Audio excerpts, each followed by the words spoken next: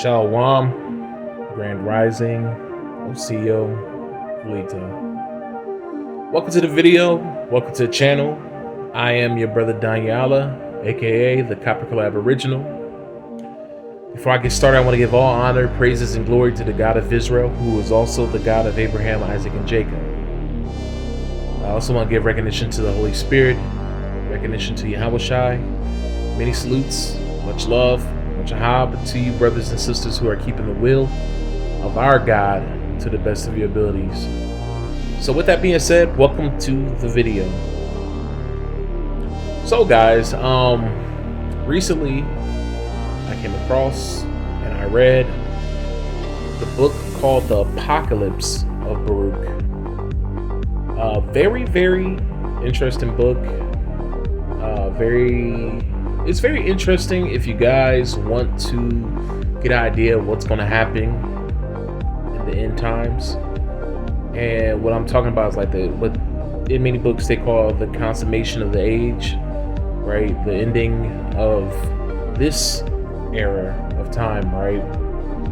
Time before, right before Yahweh unleashes Yahweh Shai or Hamashiach, right?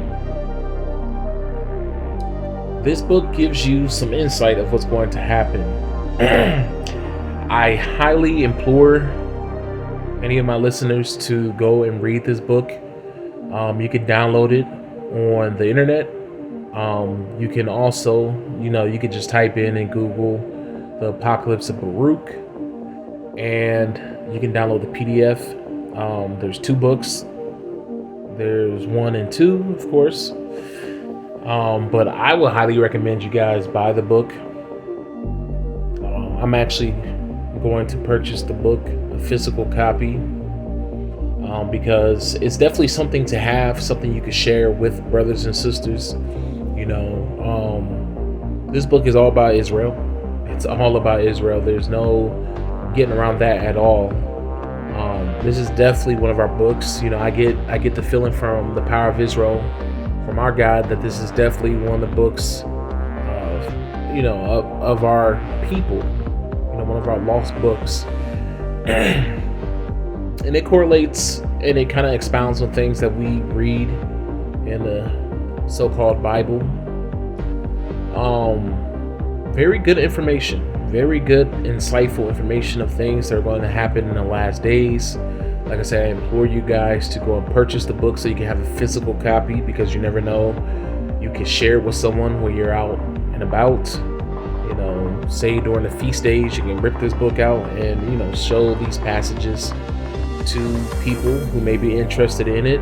And you never know, if this society come crashing, we're not going to have the internet, right?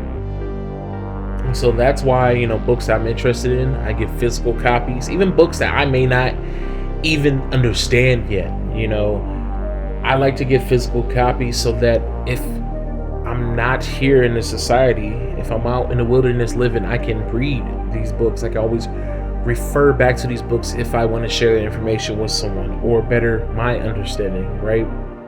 So I implore you guys to build yourself a little library.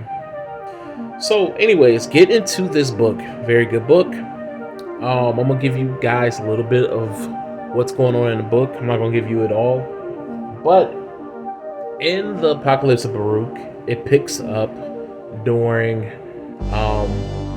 one of the Babylonian captivities that our people were in during the time of Jeremiah and during the time of Baruch. Okay? And this is after the Chaldees had essentially penetrated the city, right? And this, of course, is dealing with Baruch. Jeremiah is mentioned, but is based on Baruch's perspective of things. And essentially, the Chaldees had penetrated the city, but this was only after the angels of our God came down and essentially allowed them to penetrate the city, right? But at the same time, something else happens. So I want you guys to read it yourself. Something else happens when the angels come down. There's 4 angels that stand in the 4 corners of the city. and something goes down. But I'm not going to share with you guys that. That's not what I'm here for.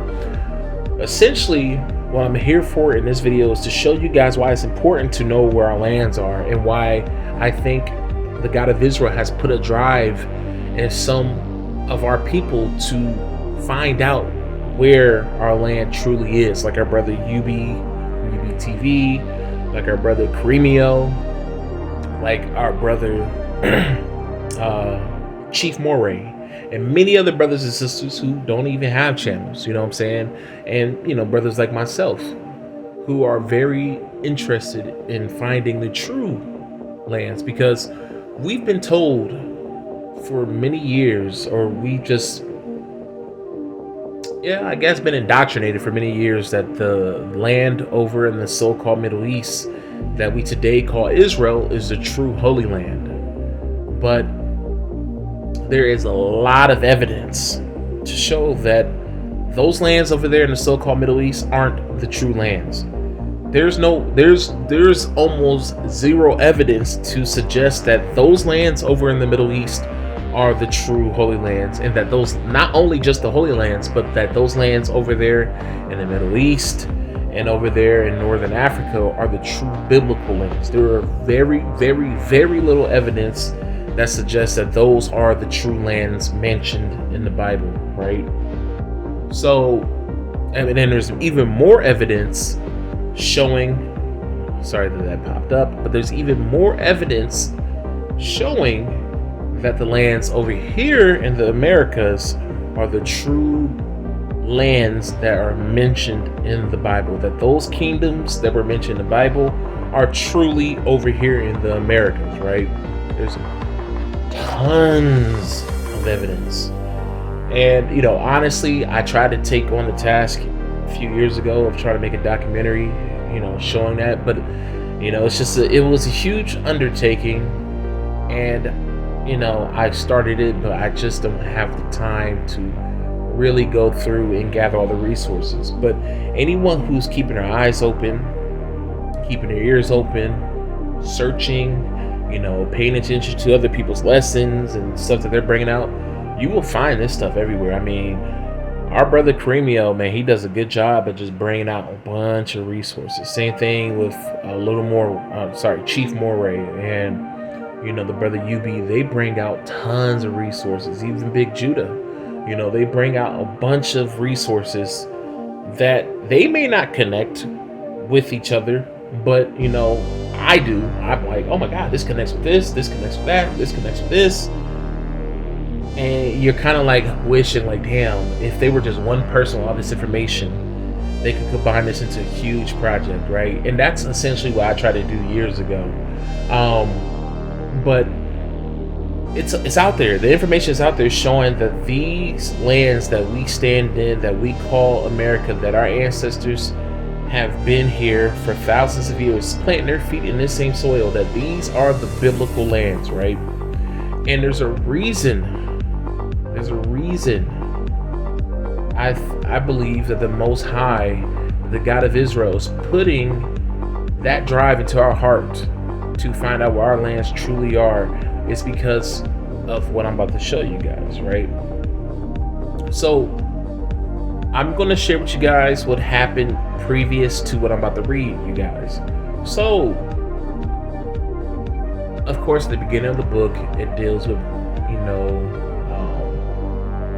essentially Jerusalem being sacked, and after being sacked, the people are being taken off to Babylon as captives, right? And the God of Israel comes to Baruch and tell Jeremiah to go off with the people into captivity and minister unto them. And he tells Baruch, stay here and minister to the people here who are living in this desolation. And he does that, right? So that's where Jeremiah goes off into captivity, right? Well, during this time of Baruch staying in Israel, he's having these series of visions, right? He's having these conversations. The God of Israel is telling him to go to the certain valley.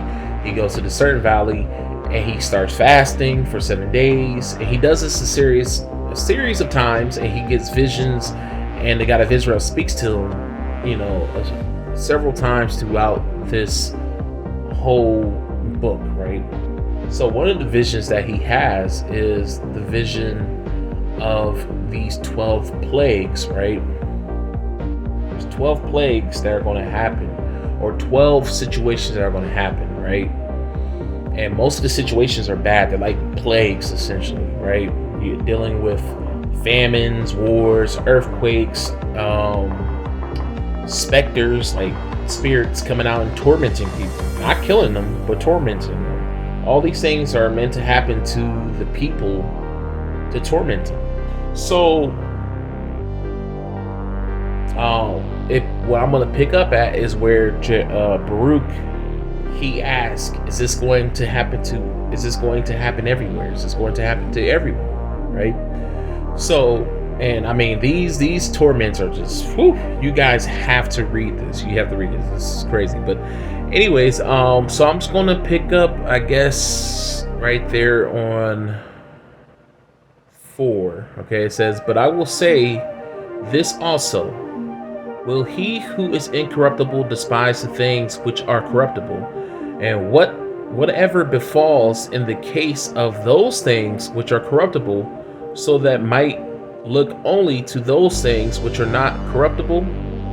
But if, O Lord, those things shall assuredly come to pass. Now this is Baruch talking, right? He's talking about all these things that he was told, like all those plagues and curses that were supposed to happen. He says, O Lord, those things shall surely come to pass, which thou hast foretold me. If, moreover, I have found grace in thy sight, show this also unto me. Is it in one place or in one of the parts of the earth that those things are to come to pass, or will the whole earth experience them? He's talking about those plagues, right? All those plagues that are going to happen. And he answered and said unto me, whatever will then befall will befall the whole earth. So he's saying that all those plagues that are going to happen is going to happen to the entirety of the earth, no matter where you are. But hold up.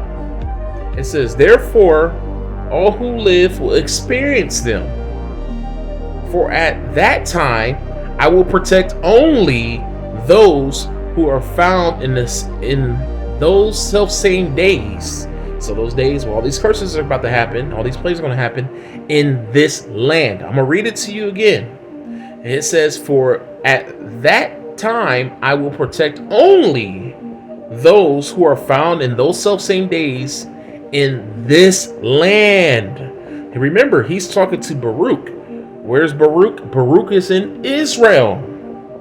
So the only people who are going to be protected in those days, in those last days, are the people who are going to be dwelling in the land of Israel. Not people who are dwelling over in the fake land of Israel. The people who are dwelling in the true land of Israel. And see, this is why I think that society created that fake state over there in the Middle East that they call Israel to misdirect us. So when we want to go and celebrate our feast days, or even in last time during these times of consummation, the consummation of times, right? That when we're trying to flee to our homelands, we'll be fleeing in the wrong direction. You already got tons of brothers and sisters today who think that Israel is over there in the Middle East. And they want to take this pilgrimage over to the Middle East because they think that that's our land. Then you got brothers and sisters who are saying that it's over in Africa with no evidence at all. No proof, no evidence. They're just saying, oh, because that's where most of the black people are in the world. They're over there in Africa.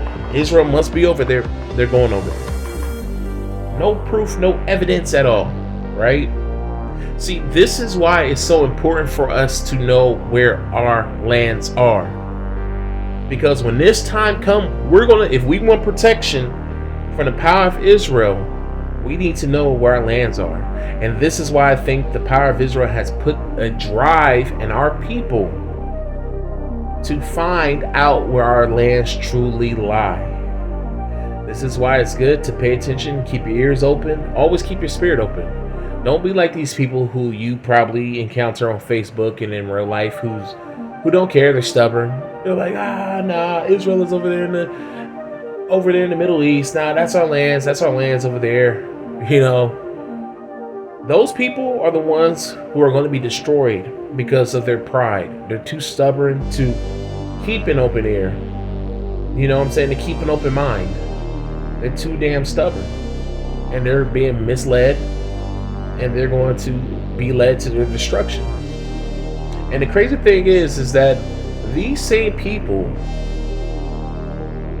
go over to Israel, over to that fake land Israel, right? And they believe that that's the land. And when they go over there, they get so pissed off because they see these people who are impersonating them, right?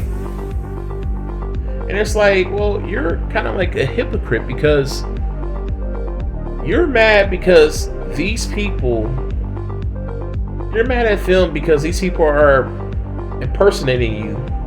But at the same time, you never thought that these people are using that land to impersonate your land. You know these people are lying to you about who they are and who you are. But you truly believe that these people are telling you where your land is, where your land truly lies. I mean, it's crazy. It's like, it's almost like an oxymoron. You know what I'm saying? Like, you believe that you know they're lying to you about who you are, but you believe them in them telling you where your land is. I mean, that never made any sense to me at all. They're lying to you about everything else except for your land. I mean, come on, that makes no sense.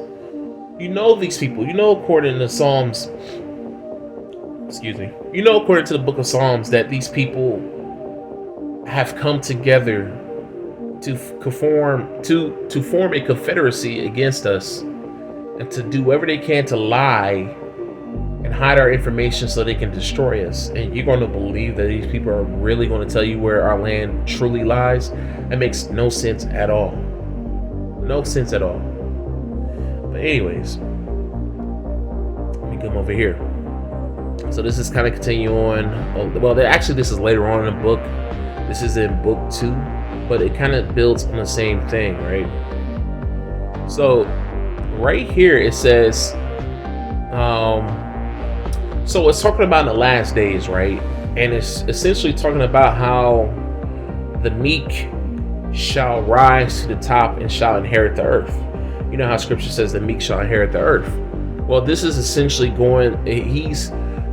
the God of Israel is explaining the vision to Baruch of how the meek is going to inherit the earth, right? So he said, and I think he said the impious, if I remember correctly, it says that the impious will exalt themselves above the heroic. Okay, so he's going through all these things, talking about the meek people rising up in stature and being respected and all this stuff in the last days after the mighty and the prideful has fallen, right? And it says, and the wise will be silent and the foolish will speak. Neither will the thought of man be them confirmed, nor... Okay, yeah, so I can continue reading, right? Where was I at? It says, nor will the hope of those who hope to be confirmed. Moreover, it will be when those things which were predicted have come to pass that the confusion will fall upon all men. And some of them will fall into battle, and some of them will perish in anguish, and some of them will be destroyed by their own. Then the Most High will reveal those people whom he has prepared before, and they will come and make war with the leaders that shall be left. Sorry about that. And it will come to pass, that whosoever get safe out of the war will die in the earthquake. Okay? And whosoever gets safe out of the earthquake will be burned by fire. And whosoever gets safe out of the fire will be destroyed by famine. Okay, so he's talking about, like, these people in the last days who are not protected by the God of Israel. Those who do not die in those battles, they're going to die from the fire. They're going to die in the earthquakes. They're going to die in all these various different deaths. They may get out one of them. They may get out the war. They may escape the earthquake, but they may die in the fire. You know what I'm saying? And it will come to pass that whosoever of the victors and the vanquished get out safe and escape all these things aforesaid will be delivered into the hands of my servant. So it's kind of like in Second Ezra. Like in Second Ezra, you hear about, we see about how all these different nations are fighting each other. It even talks about it in Revelations. It talks about it in the book of Matthew. That same prophecy. It's a prophecy dealing with the same thing, even though they're in different books. This is talking about that same situation. I made a video on it probably about a year ago. Now, all these nations are going to come and fight each other. And if you escape all those different things are going to happen. The famines, the fires, the earthquakes, the wars. Those people who are not protected by the God of Israel, those who make it out of those situations, they're going to be delivered into the hands of Hamashiach. Those are those people, those very same people who turn away from battle, from fighting each other, and they're going to turn towards Hamashiach and try to fight him. And we already know how that's going to go. We read in the book of Second Ezra how that's going to go. We already know how that's going to go. It's not going to go good for them at all. It's going to be a pretty easy victory for Hamashiach, right? Okay, so it says right here in verse 10, it says, "For all the earth will devour its inhabitants," right? So all these wicked people out here who are not protected by the God of Israel, they're going to be devoured. They're going to be destroyed, okay? And it says, now see, right here, guys, and it says, "And the Holy Land will have mercy on its own, and it will protect its inhabitants at that time. This is the vision which thou hast seen, and this is the interpretation. For I have come to tell thee these things because thy prayers have been heard with the Most High." So, yeah, guys, as you can see, this is why it is important for us to know where our lands are. People are like, for years, I've never could explain why it's important. I had ideas why it's important for us to know where our lands are, but right here in the Apocalypse of Baruch, 2 times, maybe even 3 times throughout this book, it tells you, it's alluding to you why it is important for us to know where our lands are. Because if we don't know where our lands are, guess what?